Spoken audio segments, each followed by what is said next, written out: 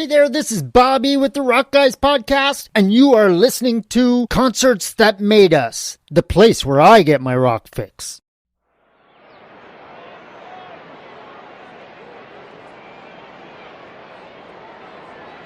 Is everybody in?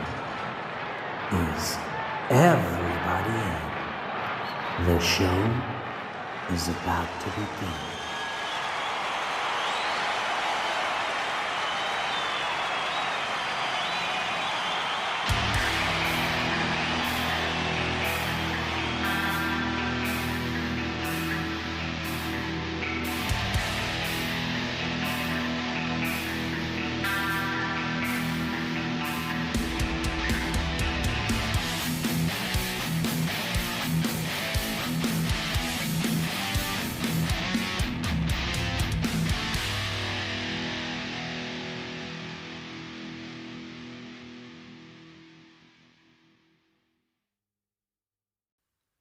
Hey, as you heard at the top of the show, this is Concerts That Made Us. I'm your host Brian, and let's get into this week's episode.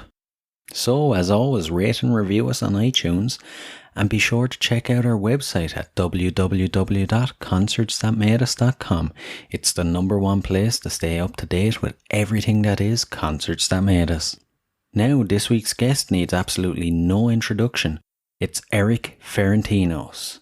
So, without further ado, let's get on with the show.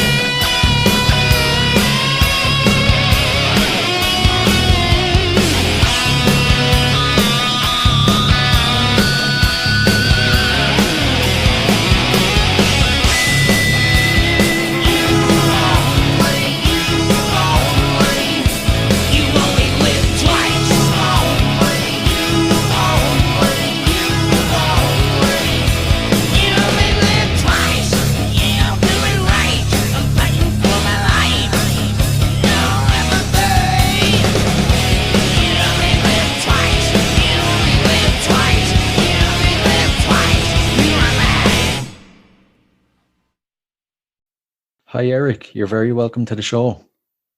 Hello. It's an absolute honor to have a musician like yourself here. All right. That makes me happy to hear. I'm happy to be on your show. Thank you. So we just heard your song You Only Live Twice. Would you like to tell us a bit about it?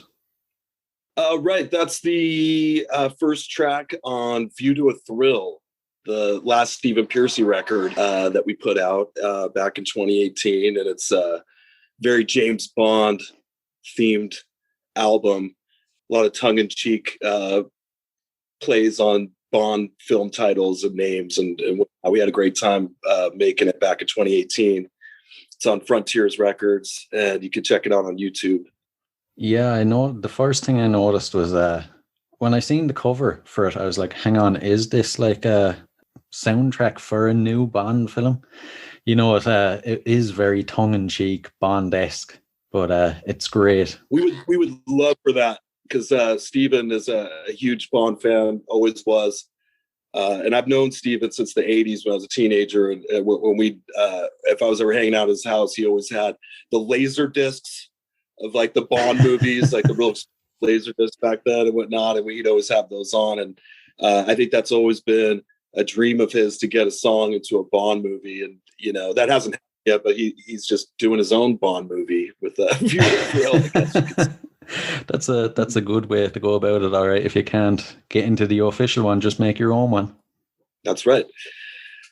So we just it started rolling out that way, and we just went with it. And God, there was one song on there where he was like, "Watch how many references I could put into this one song on here." And I think he had touched on at least like 12 of the movie titles from the Bond movies in there. I just put them in the lyrics for the song.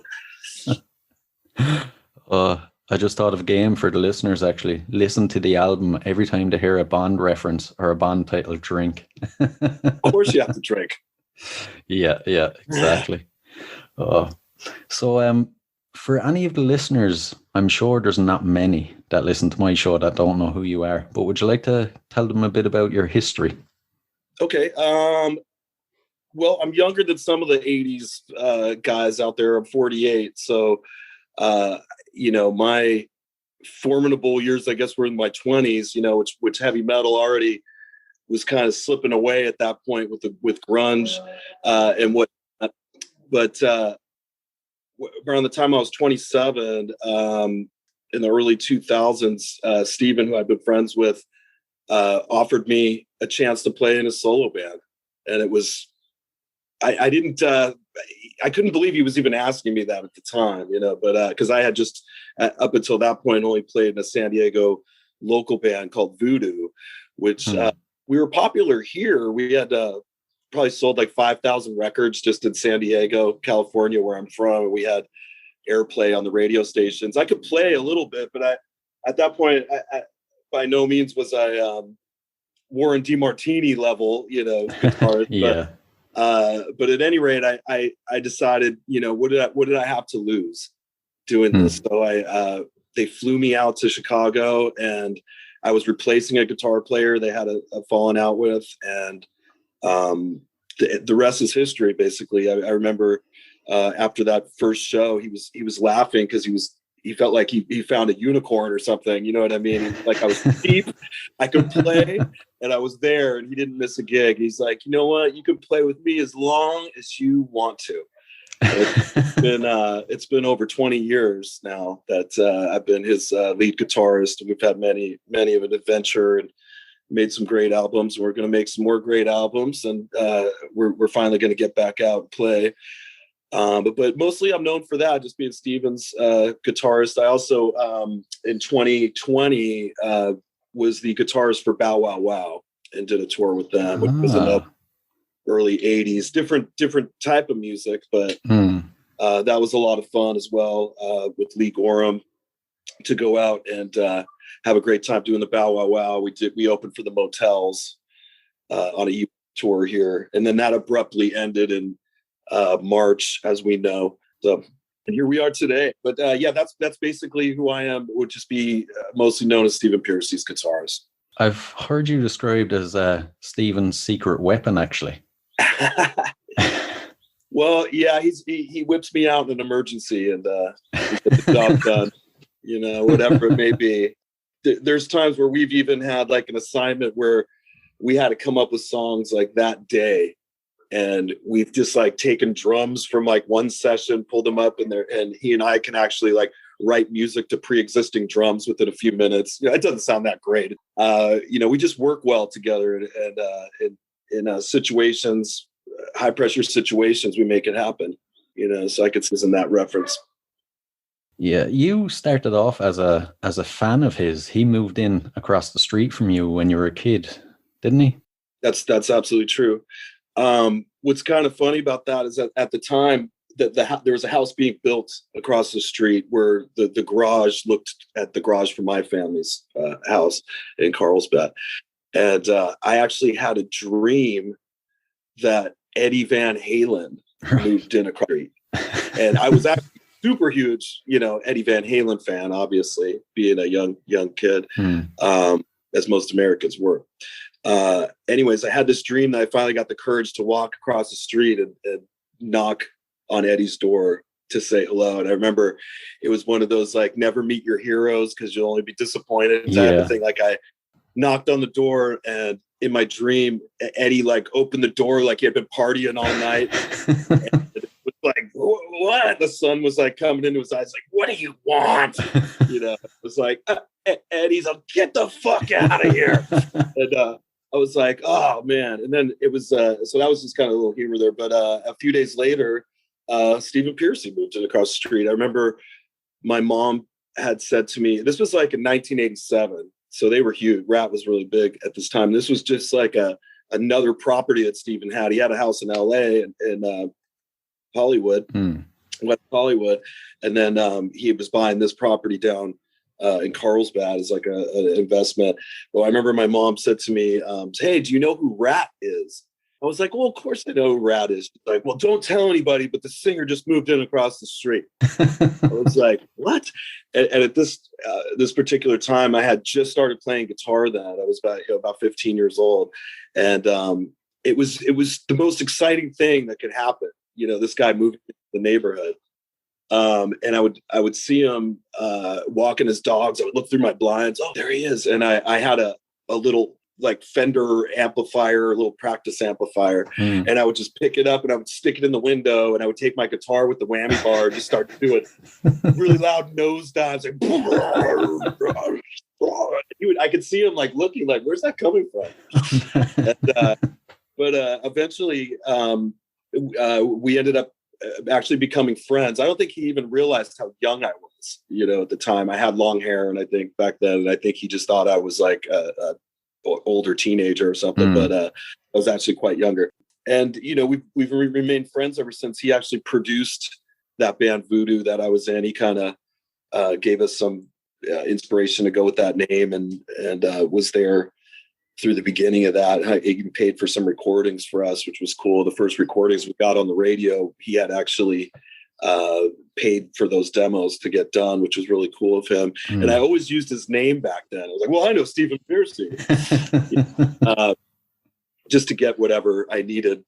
And it's just amazing that, we've been in each other's lives, over 30 years. Would end up playing in his band and having a part in his life also. So it's been really fantastic. Yeah, it's a crazy story. It's not something you'd actually expect to be a true story. You'd expect it to be the next summer movie or something, like Karate Kid, or when someone comes over, mentors a kid, and he obviously brought you up to join the band and everything like that. It's well, I guess it's destiny, right? Exactly.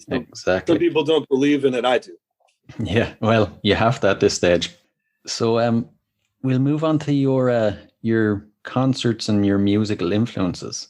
What would be the earliest musical memory you have? The earliest musical memory of remembering hearing music, probably still in a car seat, the back of my parents' VW Bug, and hearing that song "Rock the Boat." Oh yeah, from this. Do you remember that? Yeah. Rock the boat, rock the boat. Don't tip the boat over. I remember that being on and just thinking how cool that music was, just sitting, just rocking in my little car seat. And that was my first, memory of hearing music. But my mom loved music, and she had some great influences from rock to disco that she was always blaring in the house, whether it was Jimi Hendrix or the Saturday Night Fever soundtrack, the Doors. Plus she played classical piano, so she would always be pounding out some brooding classical Moonlight Sonata or whatever in the house. She was in a mood. So those were just, around the house memories. And then, I'll let you go from there. I don't want to skip ahead. No problem. You definitely had good foundation for a good musical taste growing up anyway. Yeah, they tried. I mean, I'm glad I had that. The Rolling Stones, I want to mention, my parents were more Stones fans than say the Beatles, because it was usually one or the other. Yeah. For the baby boomers.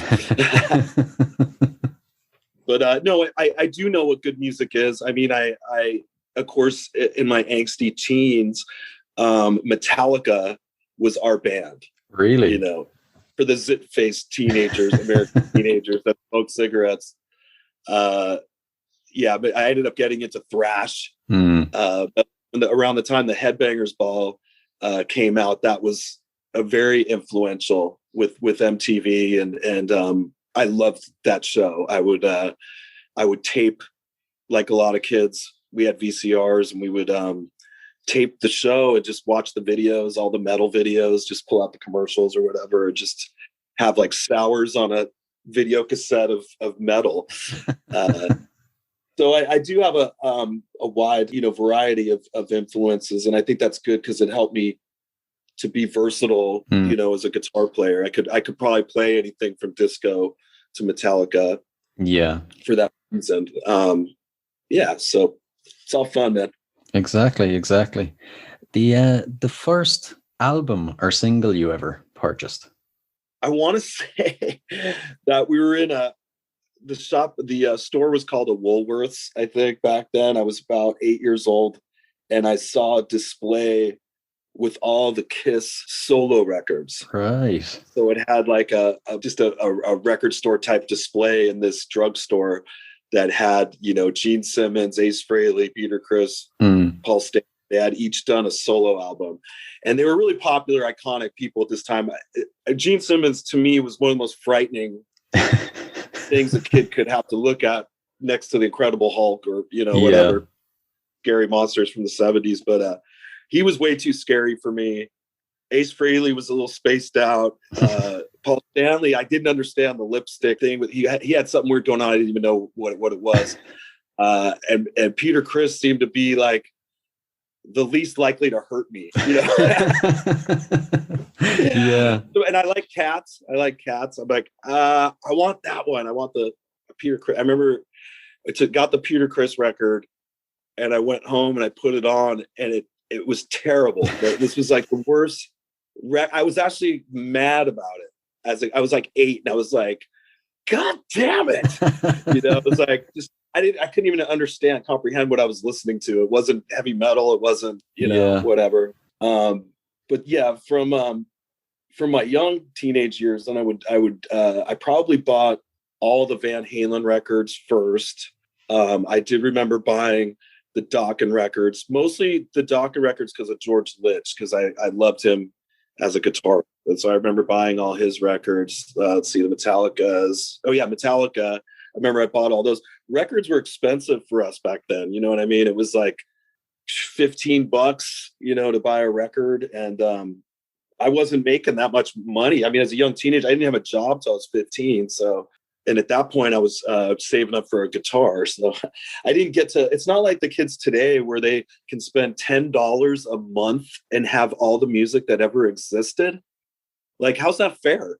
It's not fair to me as an artist that wants to get paid. I'll tell you that, but it's good for them, I guess. I don't know.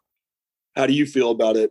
It's strange the way it's flip-flopped. From a customer's point of view, it's obviously heaven. But from a musician's point of view, who's trying to make money from their music, it must be a nightmare. I think they, not to get into conspiracies, but I'm pretty sure that the business from its inception was set up not to allow many people to get big, because with fame, you have more power and influence in these things. So it's kind of set up that you'll always be a starving musician. There's, of course, maybe 100 people that it's not that way.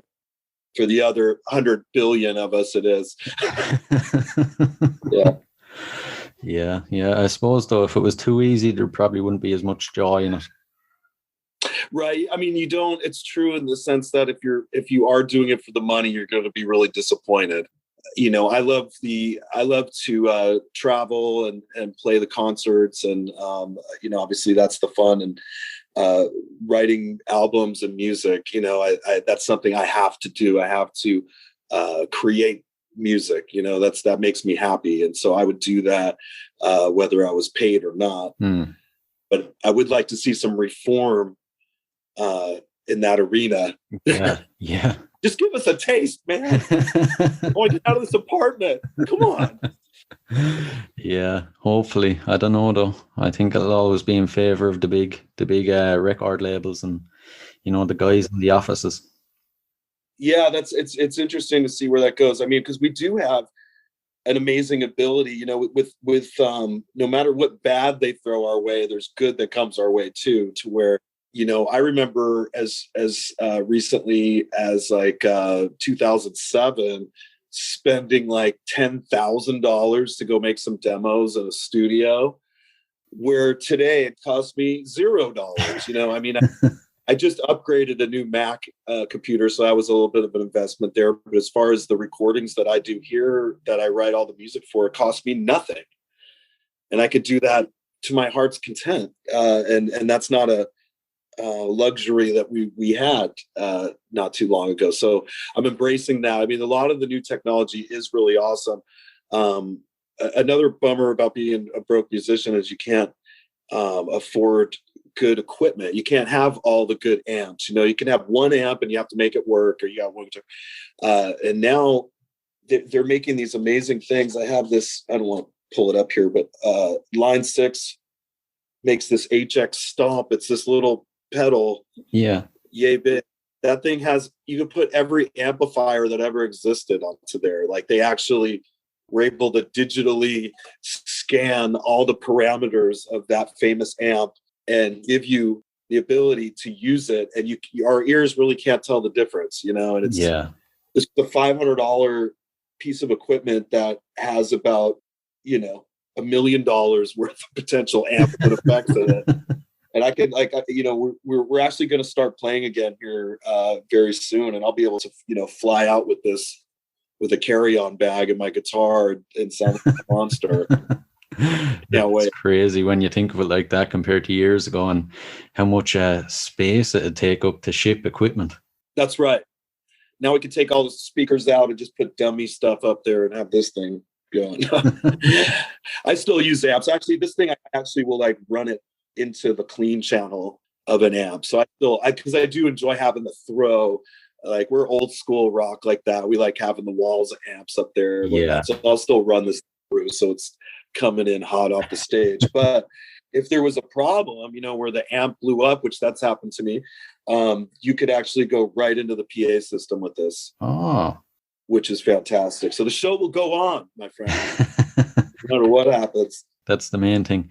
Speaking of shows going on, we'll get to the very first concert you've ever played. Oh, yes. The very first concert I ever played, which I believe was in 1990. I was 17 years old. It was at a now defunct venue in San Diego called the Bacchanal, which we used to call it the Butt Canal. But it's the Bacchanal. And my first gig was opening up. Are you familiar with the singer Ron Keel? From the band Keel, an American band. He had an all-girl band at the time called Fair Game. And this was exciting because I didn't really know much about him, but we were going to be opening up for Ron Keel's Fair Game, which was basically him and these pretty rockin' girls that he had. And it was awesome because it was a pivotal gig for me, just in the sense that I didn't even know if I could play in front of people. I knew I really wanted to, of course, and I had fun at rehearsal, but I didn't know if I would freeze up, you know, in front of people. So this was going to be the gig that decided that. And I remember it very well. I remember, you know how, a venue will have music playing in the background, the PA system before the band starts. And we were going to be playing soon. And that, I think AC/DC's The Razor's Edge was out at the time. And that song, Razor's Edge. Yeah. Kind of ominous song by AC/DC. And I remember that was on in the background. And it was a pretty packed show, surprisingly. I remember seeing those Fair Game girls all doing shots backstage. But mind you, at this time, I was not even old enough to be in the clubs. So right. I had to wait outside. So when I say that, I was like, that's what I remember being brought in from outside was that AC/DC song on. I remember seeing those girls drinking backstage. And then I just went straight to the stage. It continued to be that way for the next 5 years.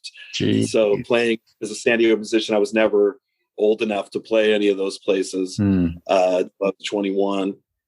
Actually, what am I saying? 5 years? No, it was more like 3 years, right? 3 years. It felt like 5 years.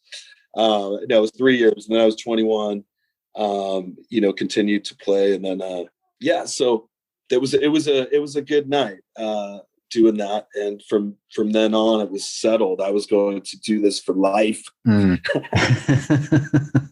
It must have been pretty nerve-wracking though, taking them first few steps up, or even the waiting outside to be allowed in to play the gig.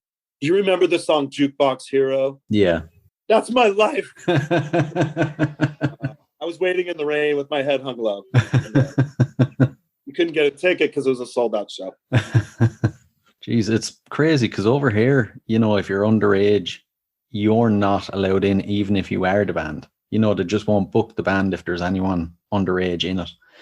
Now, that's not cool. I know, yeah, but it is 18 over here instead of 21, so it's a little bit better.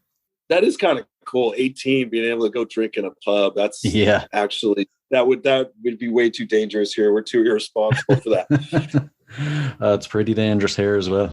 Hollywood, California, always kind of found a way to make that work. Like I remember being under 21, but still able to get into the Whiskey A Go-Go. Oh, if you were at least looked 18, you could kind of get in there at the time.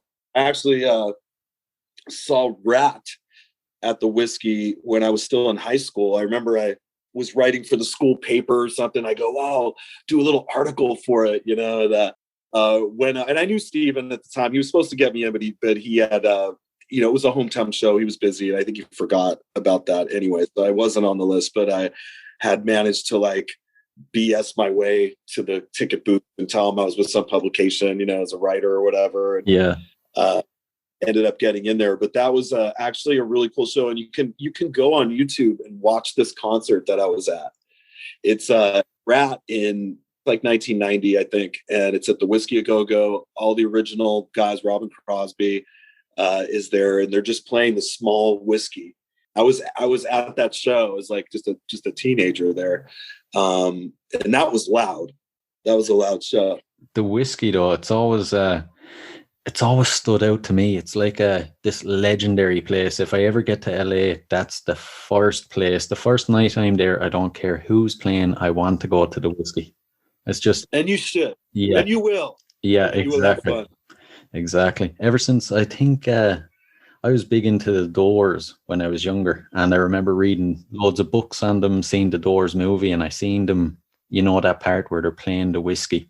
I was like, yeah, that's it for me. I want to go there. I love that you appreciate that. And what a great segue to Robbie Krieger from the Doors, the legendary guitarist. Yeah. Who, that's one of the proudest things I ever did was a song that he played on. Oh, it was amazing. And he did this. This wasn't like a paid studio, paying a famous person to play on your thing. I mean, he did this for free. He had met Stephen at a friend's party, and I'm sure he knew who Stephen was and everything. But at the time, we were about ready to do a record, and Stephen's like, hey, would you want to play on it? And he just kind of turned and just went, yeah, why not? Oh man! And it was just like that. I mean, he has his own. Robbie has his own home studio And so he basically was able to he played slide guitar through the whole song "Not Killing Me" that I think we're going to play for everybody today. So all the slide guitar that you hear is Robbie just pretty much doing a one take from top to bottom. Gee. And we just kind of pulled them out and put them in, and it worked, and it's just it's super cool because that's forever, Yeah. So yeah, exactly. Super proud of that. That must have been a real pinch me moment, It was, and it just it reaffirms that you're going in the right direction, and these awesome things keep bringing you back instead of just having doors shut. Speaking of doors, right now, doors can also shut in your face, and when doors are opening like that, and artists that you've loved your whole life, you're sharing the stage with them or they're playing on your stuff. It is pretty incredible. It just reaffirms that you made the right decision. Yeah, it really does. Perfect time to listen to that song now, so turn it up.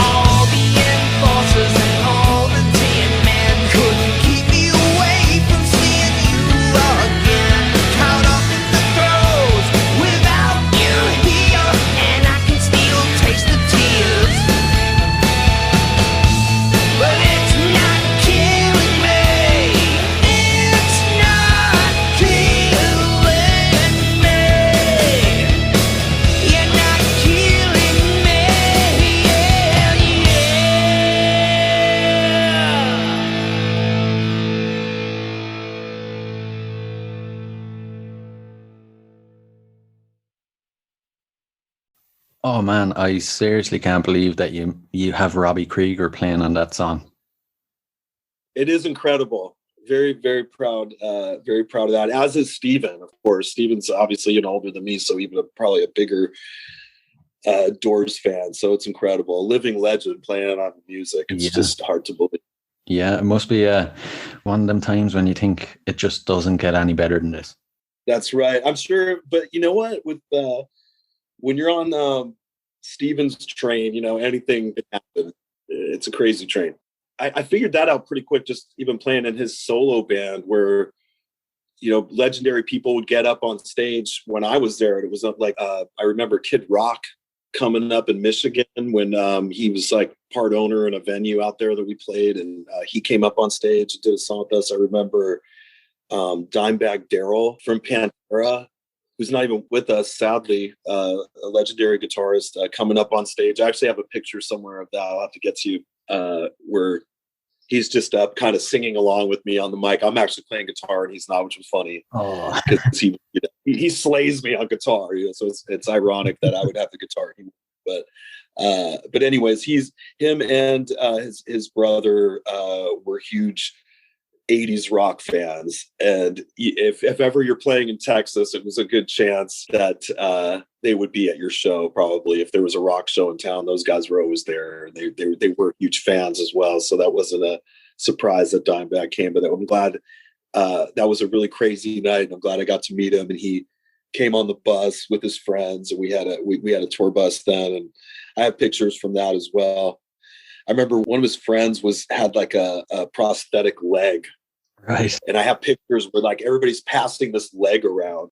But you never know. I would not be at all surprised if some more fantastic encounters with legends are in the future. Because Stephen's a legend, let's face it. Yeah, he is. He's a legend in his own right, definitely. A question just popped into my head actually, speaking of Dimebag. When guys like that come to see you play, the level you're at now, do you still get nervous or are you kind of cool with it? I totally get nervous about that. I had, earlier I had mentioned George Lynch. I said I had used to buy the Dokken records, and there was a private event I did a few years back, and George or Lynch Mob was playing at it. And this was a scenario where like, a wealthy individual had a big property and actually constructed a concert stage in their backyard, famous bands to come in and play it. And so I have, obviously this situation, I knew he was there because I saw him walking around, and it was like, I think I actually had met him before, but I knew today he had no choice but to hear me play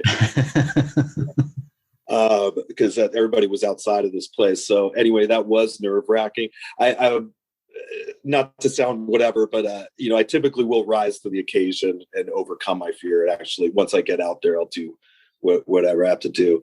But what was awesome, and by the way, Scott Coogan, who some will know has played with George Lynch. He's the drummer currently for LA Guns, and he also plays in the Pearcy band as well. Scott was there that day as well. That'll play into the story, but Scott and I think we're having actually some kind of little argument. We're totally bros now, but I remember that day we had a little falling out or something, and at the point that we were all hanging out in the kitchen at this guy's house later, and George was leaving, and he came up to me and he goes, "Hey, you're a great guitar player, no matter what Scott Coogan says." Like I was still, it was like kind of backhanded, but like funny at the same time. But that was actually a pretty awesome moment that I will also cherish. Yeah. He's one hero that it's safe to meet. He's actually a super cool guy, George Lynch. Yeah. It's we'll get on to the last concert you've played then. Did you know it was going to be the last one? No, I had no idea, to be honest. It was on the Bowwowwow tour with the Motels, and we were playing, I believe, San Antonio, Texas, and we were about to do the last few shows in Southern California, and we were listening because we were hearing that the bigger venues were starting to close down. Like they were throwing these numbers at us, like, well, if it's under 1,000 people, it's okay. Okay, that's not good. If it's under 500, and we're like, eek. That was the shows we were doing at the Motels were probably around that 1,000 people things, House of Blues type venues. But I remember we were mad because none of us were really, you know, in the high risk group. And plus, mind you, we had already all been sick. Like I actually had gotten sick with this likely in December of 2019. And even though none of the symptoms were really that bad, I had like swollen glands that were pretty bad and a sore throat that was it just seemed to last for like a month, you know, and a little bit of a cough and whatnot. Our bass player got very ill. I managed, you know, to finally, when we had some time off, recuperate or whatever. But I'm pretty sure looking back that, you know, this was during that peak time of people getting ill. So I'm sure it probably was COVID. I never got tested for it. I haven't been sick since, but I remember even then it was certainly an illness I've had encountered before. It wasn't like, oh my God, something's wrong with me. And I've never felt this way.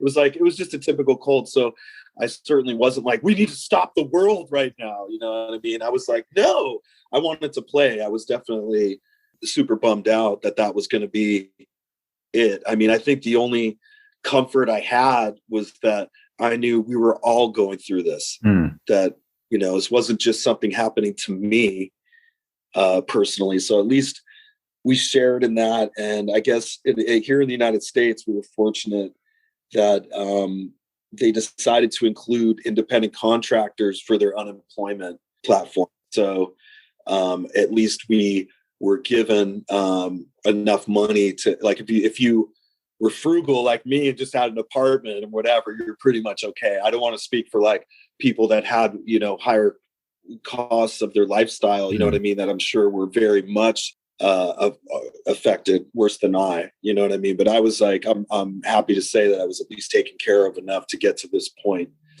where we are now. And I'm also super stoked that we're finally playing shows again. Like I actually on my Facebook started posting some flyers of these like festivals we're playing. We're going to play Rocklahoma. We're doing, I don't know if you're familiar with some of these American festivals, but anyways, it brings a tear to your eye, you know, that I can't believe it. Here we are, we're through the storm, you know what I mean? We're going to play again. Yeah, it must actually be like Christmas morning. It's totally like that. I mean, I can't sleep. I can't sleep. I'm so excited. I'm getting like 3 hours sleep at night right now. I just can't wait to get back out. Stephen and I are going to, we're doing a private event this coming Friday, and that'll be the first time I'm playing in front of people. And I'm excited because it's with some other great players too. I don't know if you've ever heard of this guitarist singer Blando, who's the guitarist for Slaughter, and he also plays for Vince Neil. Oh. And Dana Strum. And Dana Strum is he was in the Vinnie Vincent Invasion and Slaughter and these bands. So he's another iconic guy. So they're Will, who I remember playing in Lynch Mob when I told that George story, is a fantastic drummer. And they have some kind of show going on there at this event, and Stephen and I are going to go and sit in 5 songs with them. And this will be the first for Stephen. It'll be probably a year and a half since he's played in front of people. Oh, man. So he's excited. We did do a live stream from the Whiskey ago, probably about 2 months ago. And that was our first time getting together, obviously, in a long time. And that was a little nerve-wracking because these live streams don't have anybody there. You know what I mean? You're just playing. It's like you're in a local band again and nobody's at the show. You're supposed to look like you're having a great time. And I have to feed off the crowd. So I was a little uncomfortable doing that. But considering that we hadn't played together and we had a new bassist, Jerry from the band Hell Yeah, Montano is playing bass with us now. It was his first gig. So we kicked the cobwebs off the band. But I thought we did good considering that. And, you know, it'll be fantastic to play in front of a big audiences again, like we had planned right now. Yeah, I can imagine. I've heard a lot of musicians actually say about the live streams that just what you said, you need the live audience to feed off their energy. And it's like a give and take. When you're on stage, you're giving the audience energy and they're giving it back to you. So the live streams are near impossible, you know, and you can't see anyone's reaction as well. It's almost like just a practice session. That's right. And you feel like a poser when you're like, what am I supposed to do? Start pointing into empty space. Hey, woo! Actually, Steven did that pretty good. He did some funny like one-liners, like "Hey, you on their couch." You know, it's like he started trying to like talk to people in their home. He started to feel a little more comfortable towards the end. He's always good for saying a few funny things. In there, we may do something else like that, but I hope the next time we do it does have at least a small audience in there. But I can't believe it. Just that, you know, some new data, if you will, or information has come up to where they're just opening things up now, and the shows are on the books. And you know, screw the live streams, man. We're gonna play for real. Yeah, exactly the way it should be. Yep. So this will bring us to the worst experience you've ever had playing a concert, if there is one. Yeah, the worst. Yeah, there's probably many to choose from. I mean, I think the more shows you play, the more chances you have of something bad, you know, happening. I mean, now whether it's the venue's fault or the band's fault is something totally different. And you know, the most common is probably actual technical issues where like you can't play because the PA system blew up, you know, or something like that. Yeah. Then there's the situation where your guitar took a shit or the amp blew up. And then there's the situations where, you know, you partied a little too much, you know, and that there's those situations. So there's different allocated bad shows that happened to me. You know, one that comes to mind was like when I think it was in the first years of playing with Stephen, and I remember we were on the bus and the shows were pretty well packed. We were playing Texas, and they're pretty crazy in Texas. And we were all pretty burnt out at this point. We all had, I think, too much to drink. But it kicked off where one of the dopey roadie guys we had accidentally like tripped over one of like the main cables that like supplies power to the whole fucking place. You know, like he had glasses and stuff, of all the things he could trip over. Yeah. Because we've had an array of terrible road crew. We don't even really travel with any anymore. But anyways, the guy totally unplugged the whole show. So that was kind of setting the tone for what starts to happen. And then when we finally did get it back on, I remember Steven was like way past, you know, buzzed on there. And I was really buzzed too, because I just remember laughing up there, but people were actually like throwing drinks at us. I don't know if you ever had the pleasure of having someone 3 feet away from you huck a drink in your face when you're playing a song, but I remember that was happening. I remember Steven going, "Stop throwing drinks at me, I'm gonna leave." You know, I like marked that up as a bad. That was definitely a bad show. But I think for every like time that there's something bad like that happens, there's been 100 kick-ass times where you know, we leave the stage like, you know, warriors high five, and you know, they were like, "Hell yeah, great kick, good kick, man." You know, that's usually how it goes. But I'd be lying if I said we didn't have some bad kicks. One thing I've actually always wondered is when you leave the stage like a warrior, as you said, after an amazing show, how do you wind down? Because the adrenaline and everything, I feel like you wouldn't sleep for days. Yeah, we don't. I mean, if it's a fly-out show, I go, you know what? I'm just going to stay up, man. And I end up falling asleep like 10 minutes before my alarm goes off. And I feel like total hammered crap, you know, as I'm going through the airport. But no, we usually, Frankie from Arcade and whatnot, he's played with the solo band for a long time. And, you know, he and I are known for like meeting up after the show and, you know, figuring out whose hotel room the after party will be in, and we'll invite some friends and just drink all night and laugh and have fun. And yeah, I'd say like typically, you know, if you're a rock star, you're not supposed to go to bed before like 6 a.m. I'm pretty sure. Well, if you're a proper in the morning. This will bring us nicely on to the best experience then, playing a gig. Well, I mean, it's hard to pick the best one. And for me, like, I'm always looking for the next best one, kind of like a junkie needing a good gig fix. But one of the coolest gigs that we did was in the state of Pennsylvania. It was a festival, an annual festival they do there called Roar on the Shore. And this is where they like shut down the city, the downtown city there, and it's just a massive stage on their main street downtown, and then the whole city shows up there. And I really didn't, before we played the gig, it didn't occur to me how big this show was. And to me, it was just like another gig. But we were driving up to it, and they take you in a vehicle from where the streets were actually shut off. So I was actually thinking to myself, man, it looks like nobody's going to be at this thing today. It looks like this is dead. This is lame. And as we get up there, I'm not hearing anything. I don't hear anything. I don't see anybody. And I go, all right, I'm going to go look at the stage and see what they got for us, equipment wise. And I take a step on the stage. There was 43,000 people. Oh man. I have a picture of that on my Facebook where it's like somebody took a photo where they're behind me, and you just see, it looks like about 10 city blocks of just people. It's just a sea of people. And I was like, holy shit, I should have changed my strings for this one. Anyways, I remember just, playing that show, and it was definitely at that point, probably the biggest crowd-wise gig, I had ever done. So that was a big, pleasant surprise that day to do, and definitely a fond memory. And we did well. We actually, it wasn't even us that was supposed to initially headline that. It was supposed to be Tom Kiefer of Cinderella, and something had happened. His voice was having some trouble, and so we had kind of came in and saved the day in a sense. But the crowd was, those kind of events that the city does, it's not necessarily that everybody's there for you as much as they're there for the festival itself, But luckily, Ratt has so many hit songs that we definitely were able to please everybody. They knew the songs were playing. The show went great. That sounds like one of the ultimate gigs.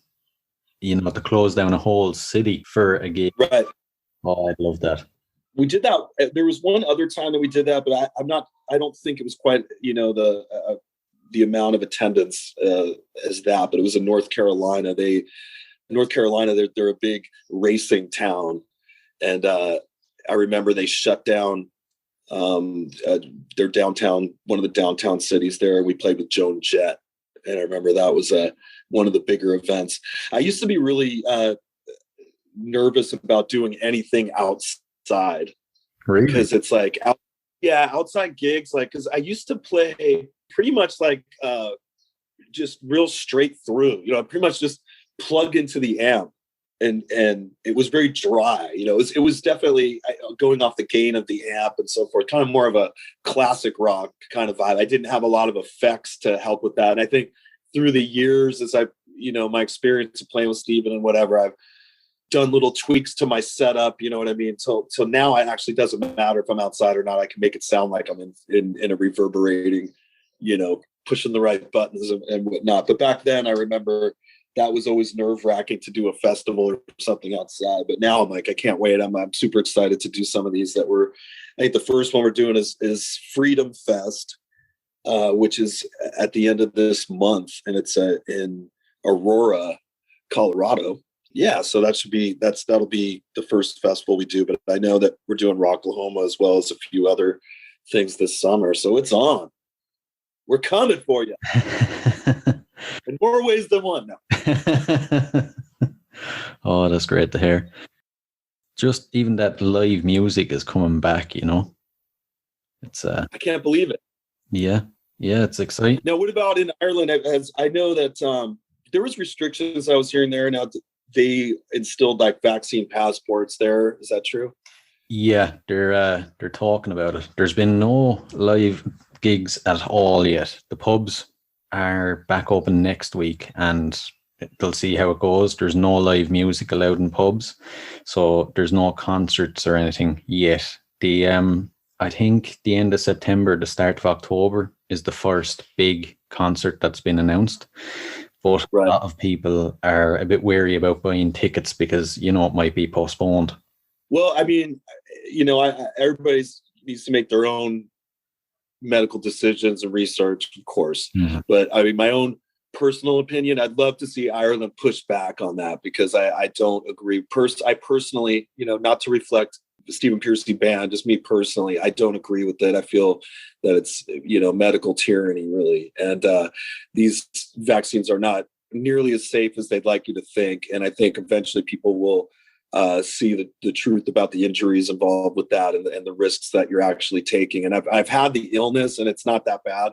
I mean, granted, if you're 90 something years old, you know, anything could be a threat to you. But it's easier for those type of people that are retired already, you know what I mean, to stay secluded. Exactly. Than people that are young, have no risk of something happening and shutting their life down, because the ramifications of that are so much worse than the disease, you know, suicide, losing your livelihood as the whole music industry has. It's bullocks, you know, really. Yeah, it really is. Really is. And, you know, I've been saying it as well to family and friends. Look 10 years down the line and see how many court cases there will be about side effects, or how, you know, babies were born with, you know, with illnesses or stuff like that because of these. How could they know? How could they know? They just got these. And you know, I'll tell you, it's a weird thing, because you get, you know, people like me that try to like help out our brothers and sisters and give them the information that they're not being told. Is give them some actually more accurate information. And it really, they don't want to hear it. They're very indoctrinated and make accusations. Oh, you're watching too much YouTube, you know? And it's like, well, hold on a second. I'm pretty sure every university has YouTube, you know, courses on there. I mean, YouTube has some good things also. I mean, sadly, they censor, you know, a lot of truth on there, so you probably won't see it at all. But certainly, if you're careful and you research on there, you can find some good information. But anyways, my family has all had their shots here, and that scares me, you know, to death. You know, for my young teenage nieces that were going to college, and they're saying, hey, you can't come to our, you know, UC college here unless you have this. And I can't believe they would do something like that, but they did. And, you know, so my family, I felt like they didn't really have a choice. And they all did this. They were scared and they did it. I think I'm the only one in my family that did not, you know, nor will I ever, you know, but now there's some vindication, you know, now that some of this new information's out, I feel vindicated, but at the same time, I'm very, scared for my family. You know, I hope nothing happens to them down the road, you know? Yeah. But I did at least try to talk to them, but they you know, so it's not that I never said anything to them, but they just kind of looked at me like the crazy uncle, you know, black sheep in the family. And I think they just dismissed what I had to say, but I think they're seeing now that there's some validity to what I was telling them. Yeah. Oh, a lot of stuff will come out now over the coming months and coming years. It'll be interesting. I know we don't even have to jeopardize your show talking about that because it's out, man. Yeah.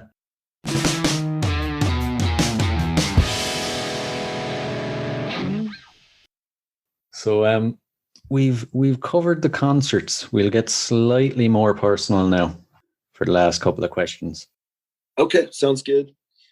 If you could see any performer from history in concert, who would it be?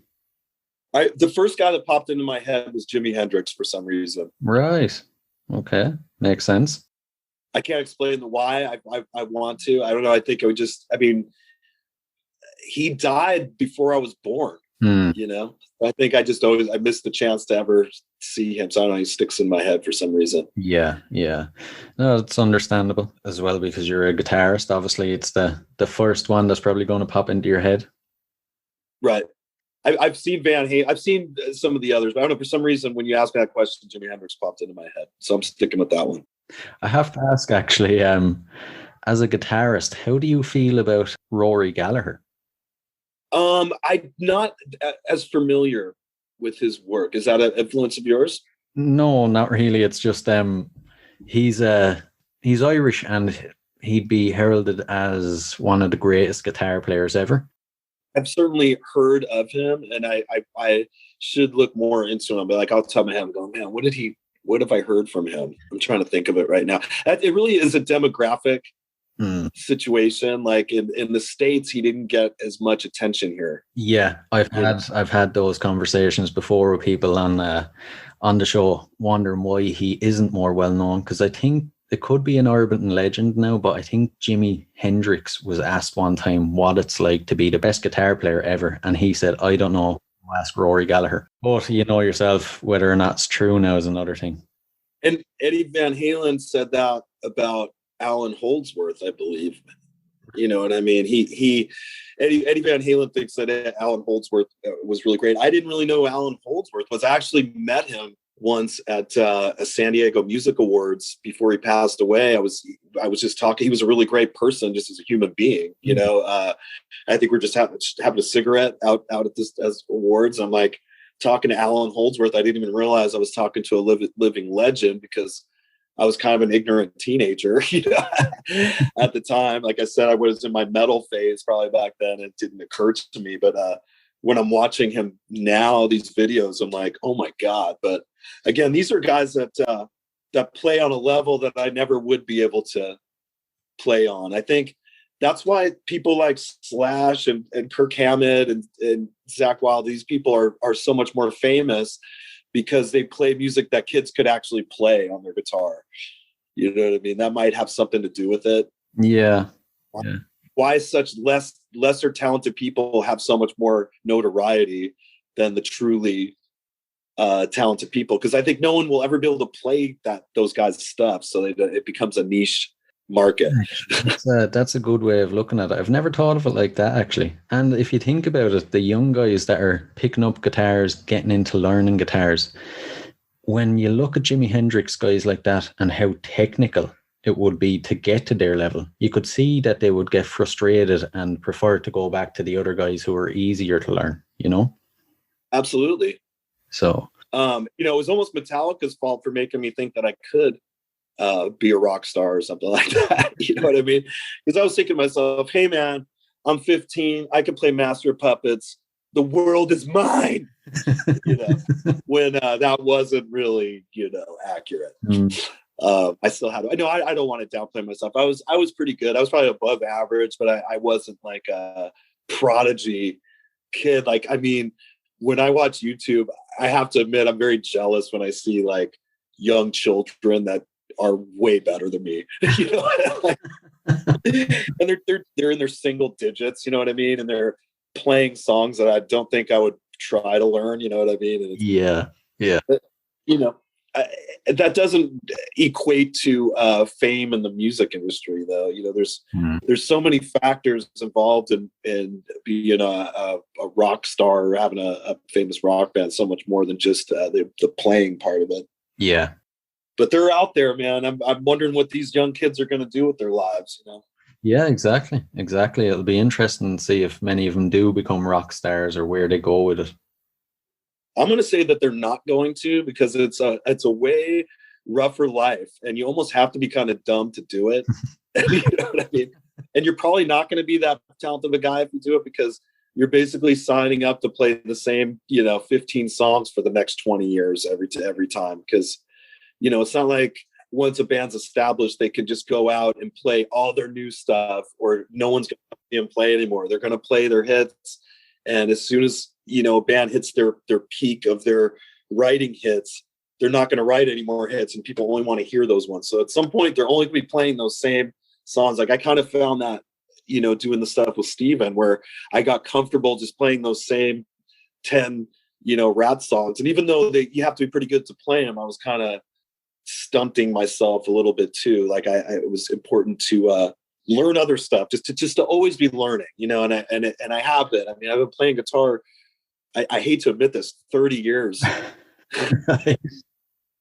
I can't believe it. People have been born and are now considered almost middle-aged. I've been playing, longer than they've been alive.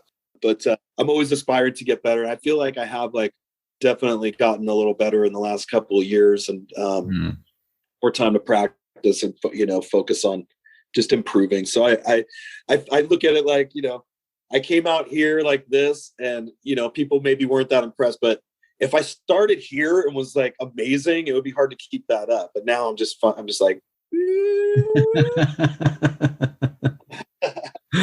oh man. If you had to be locked in a room for 24 hours, let's say you had to quarantine with a rock star from history who's living or dead, who would it be? Who comes to your mind? For 24 hours. Trent Reznor and some drugs.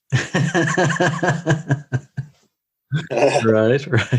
Let's see what we come up with in the studio, of course. Oh yeah. That'd be an interesting 24 hours. Yeah. Before I ask you the final question, one popped into my mind. If you weren't doing what you're doing now with your life, what do you think you'd be doing? So if you weren't a musician, what would you have been doing? I think that I would certainly be working for myself, because that's one thing I always just hated, was having a job, having to conform to a business's regimens, whatever. It's like, I need to be my own boss, if you will. Sorry to use a played out thing, but I would like to think that, if I didn't have any musical skill, that I still would have tried to go into business and have created something, like not just followed somebody else's path, but actually, like, whatever I invented, whatever product it was that I was trying to give to the world in some capacity, you know what I mean? Yeah. It would have to be, I don't want to just make somebody else's widget. I want my widget out there. Yeah. It's a good way to be. You want to carve your own path, and you don't want to be on anyone else's clock. No, but also it's important, I think, if you can contribute, even if you're just contributing love and care in the world, that's very important too, just like a mother would, or anything. But if you can, as a man, I don't know, I just like think it's nice to leave behind something that people know you for, whatever it is, that you're the guy who invented Twinkies, or whatever. Yeah. No matter how small, you left your mark. Right. Yeah. The Chia Pet guy, whatever. Yeah. And finally, if there was a song that could appear on the soundtrack to your life, what would it be? Probably Bob Seger, Against the Wind. Right. Interesting choice. Hell yeah. We're going to hear your song 10 Miles Wide play us out tonight.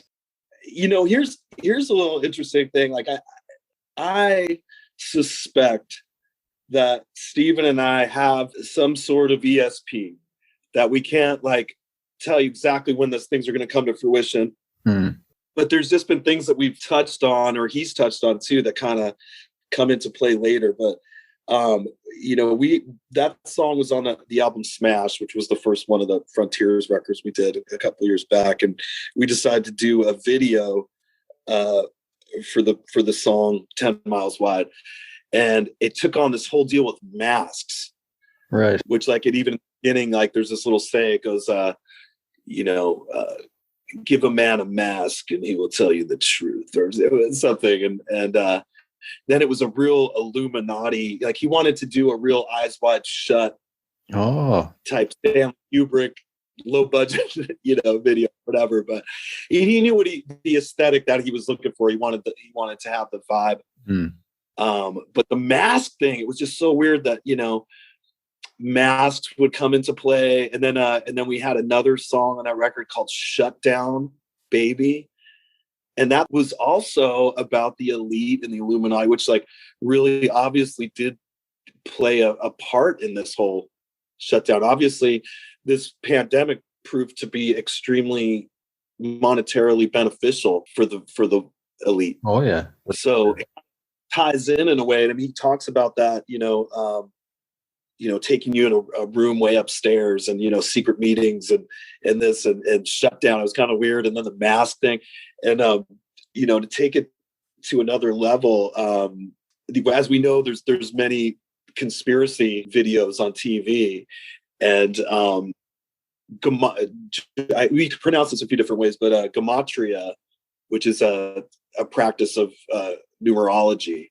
Okay. And there's and God, I'm spacing out his name right now, but there's this kid who's pretty much one of the gematria kings on YouTube, and this guy will break down the numbers for every mass shooting event, every hot button thing in the news. He'll let you know if it's fake or not, or whatever. And he as we know, I don't know how familiar you are with this sort of thing.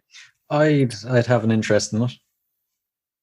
But in Freemasonry, the number 33 is their allegedly their highest level in their secret society.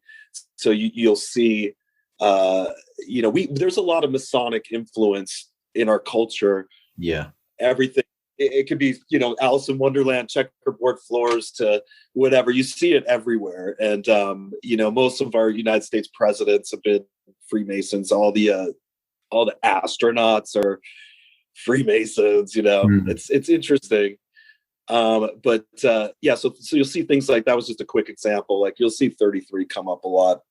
And then sometimes you can assign, well, not sometimes, but in Gematria, they assign, words and phrases to numbers. It's like a code, basically. Right. And in some cases, I think there is something to that. To these, I think they there's hidden messages sometimes within things. It could be news articles or whatever, but sometimes it is just coincidence. If you look hard enough, you could put things together like that. But I think because the topic of the video was that eyes wide shut type Illuminati thing, this dude came out and accused, Stephen and myself of being in the Illuminati and whatnot, and then broke down the whole 10 miles wide video and did all the numbers on it. And I didn't know how to feel. I thought it was super awesome that this guy was doing it, because I was subscribed to this guy on YouTube. And but then at the same time, I'm like, he was like kind of ruining his credibility in some senses because it wasn't true. Yeah. Which I kind of thought he was kind of full of shit anyway. I think I had unsubscribed to him a while back anyway. There was something that he had done the numbers and I didn't agree with it. And I go, you're full of shit. And then this kind of just reaffirmed that he was full of crap. Yeah. But fans might run into that. But this was a song, really the title 10 Miles Wide, which he had broken down the gematria on the name of the 10 Miles Wide itself and how it equaled something, that we're evil beings. I came up with that. Like when I sent Stephen an idea that I'll write the music in my home studio here, as far as the musical arrangement. And I don't send no subject when I send him the song. I have to like make up a song title, like a working title for it. And that's kind of hard to do. I just really quick, just keyboard, tape, light, lamp. I don't know. I just came up with 10 Miles Wide, popped into my head, and I just put that as the title. He liked that and kind of worked around it. You know what I mean? And that's kind of how the song came to be. So there was no mystical, satanic stuff behind it or anything like that. It was just a song off our record, and we thought it came out pretty good. We decided to do a video off it. That's about it. But we're going to hear it today. It's weird though how people can just go down giant rabbit holes and, completely be wrong. As you said, if you're looking for something hard enough, you will find it. That's true. You have to take a step back sometimes, and because it can drive you mad. I think it's important to be on a quest for knowledge and be anything but misinformed. But at the same time, you can fill your data banks with just negativity too. So that's like something I'm guilty of, where I'm like, maybe spend the first 4 hours of my day trying to find out the truth of what's going on. And then it kind of puts me in a bad way the rest of the day. You know what I mean? So I'm happy now the music's happening again, so I could kind of focus on that, like knowing, we have a record, we have to do that. I'm not trying to pass the time. It's like, we had nothing to do but look into shit this whole past year. One final thing I have to say, any sign of any European dates or talks of coming over to Europe? I would love to do that. We don't, to answer your question, not yet. And part of that I think has to do with, in the 80s, Ratt really didn't leave the country all that much. You know what I mean? They played Japan, but they were so popular in the States that they were able to play like 2 weeks just in Texas.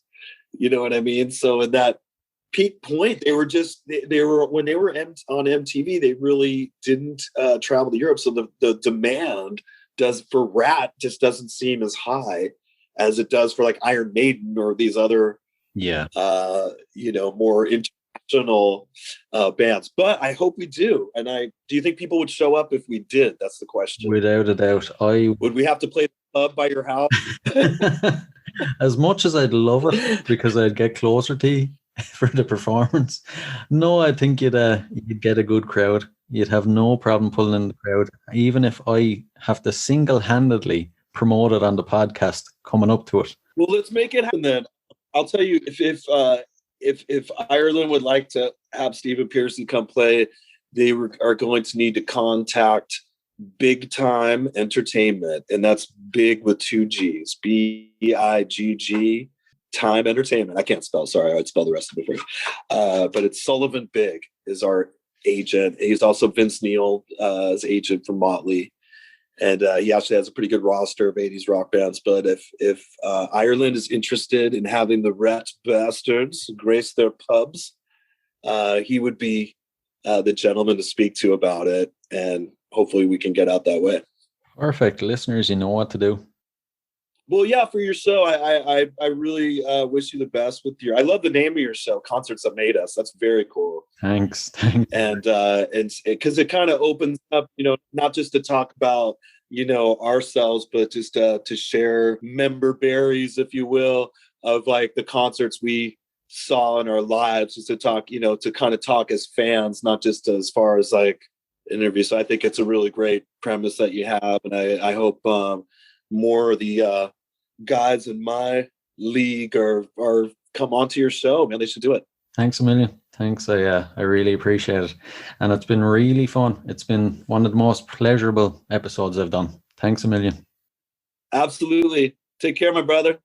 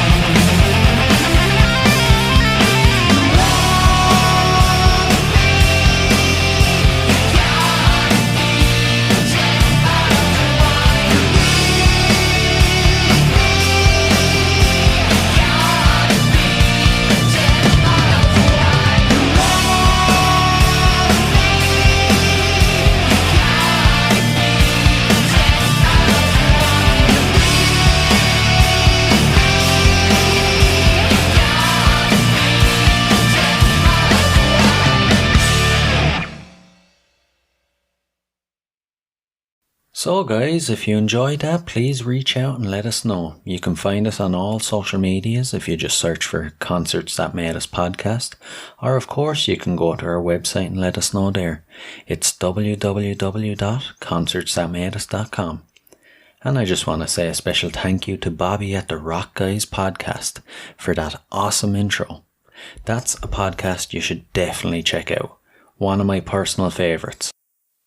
And also I want to give a special shout out to the guys at the Outlaw Blitz podcast. 2 great podcasts I highly recommend. Until next week, keep rocking.